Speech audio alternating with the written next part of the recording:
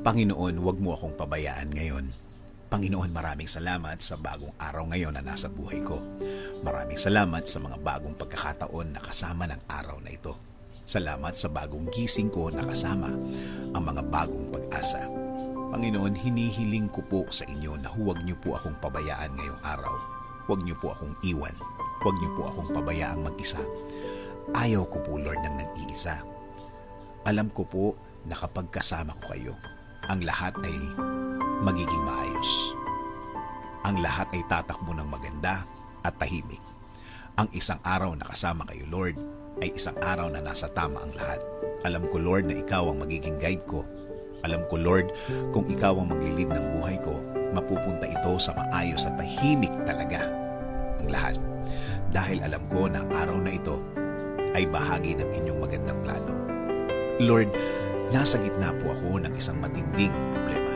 Isang matinding problema na kinukuha ang lahat ng parts ng aking araw. Walang oras na hindi ko naaalala ang problemang ito. Pagod na din po ako sa pag-iisip ng problemang ito. Marami na po ang apektado sa aking buhay.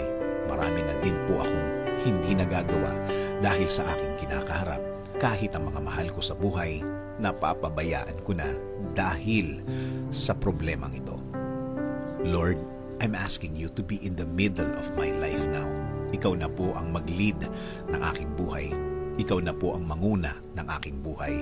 Ikaw na po ang magbigay ng direksyon. Ikaw ang magbigay ng guidance sa aking araw-araw. Isinusuko ko na po ang lahat ng sakit sa iyo. Ikaw na ang bahalang palitan ito ng kasiyahan. Yes, Lord. Change it to happiness. Change it to happy situation, Lord.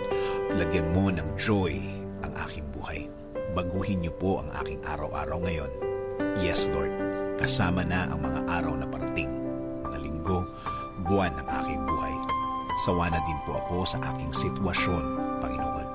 Inaamin ko sa iyo, Lord, na ang sarili ko na naman ang aking inasahan.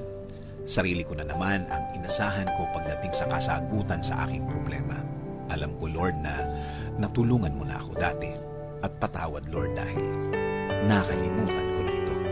Ngayon po, starting today, ikaw na po ang manguna sa aking buhay. Lagyan mo po ito ng purpose. Ibalik mo po ang pakiramdam ko nung una kitang nakilala, Lord.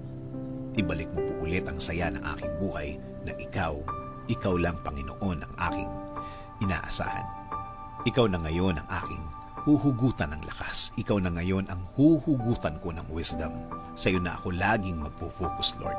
Ayusin mo ang aking buhay para sa akin at para sa aking mga mahal sa buhay. In Jesus' name I pray. Amen. Sabi nga sa Isaiah 41:10, "So do not fear, for I am with you. Do not be dismayed, for I am your God. I will strengthen you and help you. I will uphold you with my righteous right hand."